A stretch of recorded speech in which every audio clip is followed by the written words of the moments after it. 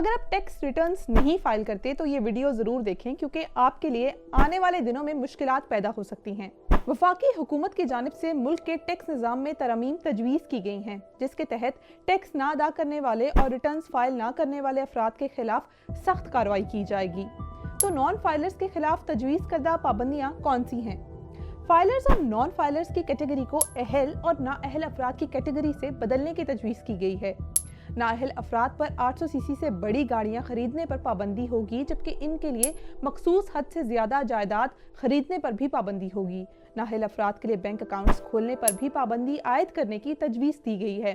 اس category میں آنے والے افراد بینک اکاؤنٹ سے ایک مقررہ حد سے زیادہ پیسے بھی نہیں نکال سکیں گے۔ ترمیمی بل کے مطابق اہل افراد یعنی فائلر کے والدین، بیوی اور 25 سال تک کے عمر کے بچے فائلر تصور ہوں گے جبکہ غیر شادی شدہ بیوہ یا طلاق یافتہ بیٹی بھی فائلر تصور ہوگی۔ اس کے ساتھ ساتھ اسپیشل بچے بھی فائلر تصور ہوں گے۔ ٹیکس امور کے ماہر ذیشان مرچنٹ کا کہنا ہے کہ یہ مثبت تجاویز ہیں جن کا مقصد ٹیکس دینے کے قابل افراد کو ٹیکس نیٹ میں لانا ہے۔ ان کا یہ بھی کہنا ہے کہ عملی طور پر دیکھا جائے تو یہ قابل عمل نہیں ہے کیونکہ جن اداروں نے انہیں نافذ کرنا ہے وہ اعلانات کے باوجود ابھی تک ٹیکس نیٹ میں اضافہ نہیں کر پائے۔